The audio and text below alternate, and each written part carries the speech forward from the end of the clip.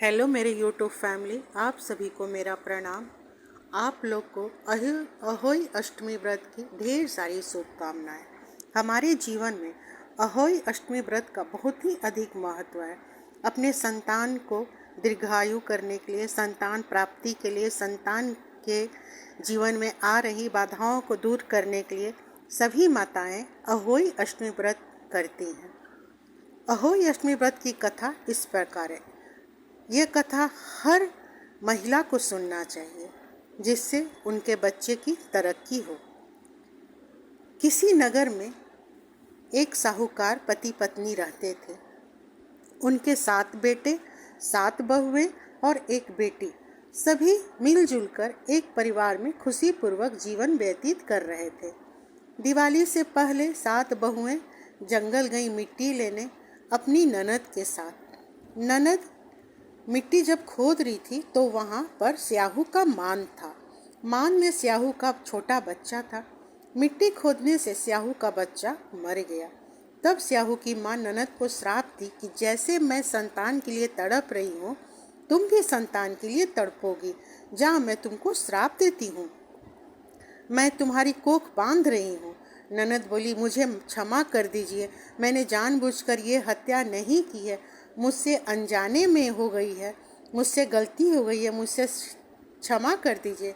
साहूकार की बेटी स्याहू से बोली। स्याहू बोली, मेरे मुख से निकला हुआ शब्द वापस नहीं होगा। अगर मेरा यह श्राप कोई दूसरा ले ले तो तुम इस श्राप से मुक्त हो सकती है। जब साहूकार की बेटी अपनी भाभीियों के पास जाती है, सातों भाभी से बोलती है कि आप मेरे बदले आप कोख बंधवा लो, तब सबसे छोटी बहू कोख बंधवाने के लिए तैयार हो जाती है। छोटी बहू को कोई भी बच्चा होता वह 7 दिन के बाद मर जाता। इसके कारण छोटी बहू बहुत दुखी रहती थी। उसे कुछ समझ नहीं आ रहा था कि वह क्या करे क्या नहीं करे। वहीं पर 6 बहुएं अपने छोटे छोटे बच्चों के साथ खेलती थी, बातचीत करती थी। छोटी बहू को बहुत गुस्सा आता था और वह सोचती थी कि उसकी कोई संतान क्यों नहीं है। एक दिन साहूकार के घर एक विद्वान पंडित आए। छोटी बहू सारी बात विद्वान पंडित को बताई। विद्वान पंडित को श्राप वाली बात बता दिया। पंडित जी बोले, बेटी तुम काली गाय की पूजा करो, खूब सेवा करो, तन मन और श्रद्धा से। काली गाय की भाईली स्याहू लगती है। गाय जब अपनी भाईली से बोलेगी तो वह तुम्हारी कोख जरूर छोड़ देगी, तुम्हें संतान सुख मिलेगा। वह पंडित जी की बात मानकर काली गाय की खूब सेवा करने लगी। आस पास साफ सफाई गाय की करती, चारा देती समय पर, गाय की बहुत सेवा करती। यह बहू मेरी कितनी, गाय सोचती, यह बहू मेरी कितनी सेवा कर रही है। इसलिए गाय जल्दी ही सुबह उठ जाती बहू की सेवा देखने के लिए। गौ माता बहू की मेहनत से बहुत खुश हो जाती और बहू से बोलती कि तुमने जो मेरी इतनी सेवा की है, बोलो मैं तेरी इच्छा क्या है, मैं तुझे पूर्ण करूँगी। मांग क्या मांगती है? मैंने सुना है कि स्याहू आपकी भाईली है, क्या आप उससे बोलकर मेरी कोख खुलवा देंगी? अब तुम कह रही हो तो मुझे करना ही पड़ेगा। स्यालू माता यहाँ से 7 समुंदर पार बहुत दूर रहती है, हमें वहाँ जाना पड़ेगा। गौ माता और छोटी बहू को 7 समुंदर पार कर अपनी सहेली के पास जाने के लिए रवाना हो गई। वे दोनों थक कर एक पेड़ के नीचे बैठ गई। उसी पेड़ पर गरुड़ का बच्चा था घोंसले में। तभी वहाँ पर एक सांप आता है और वह गरुड़ के बच्चे को खाने आ जाता है और पेड़ पर चढ़कर बच्चे को खाने की चेष्टा करता है। तभी छोटी बहू देख लेती है और सांप को मारकर बच्चे की रक्षा करती है। तभी गरुड़ आई और देखा कि यह औरत मेरे बच्चे को मार दी है और गरुड़ ने छोटी बहू को चोंच से मारना शुरू कर दिया। तब बहू बोली, मेरी कोई गलती नहीं है, मैंने तुम्हारे बच्चे को नहीं मारा है, मैंने तो तुम्हारे बच्चे की रक्षा की है। यह देखो, यह सांप तेरे बच्चे को डसने वाला था, मैंने सांप को मारकर तेरे बच्चे की रक्षा की है, तेरे बच्चे की प्राण की रक्षा की है। तब गरुड़ को अपने ऊपर बहुत शर्म आता और बोलती है, मांग, तू क्या मांगना चाहती है, मैं तेरी कैसे सहायता करूं? छोटी बहू ने बोला, 7 समुंदर पार पार स्यालू माता रहती है। तुम हम दोनों को अपनी पीठ पर बैठाकर 7 समंदर पार कराकर माता के पास पहुंचा दो।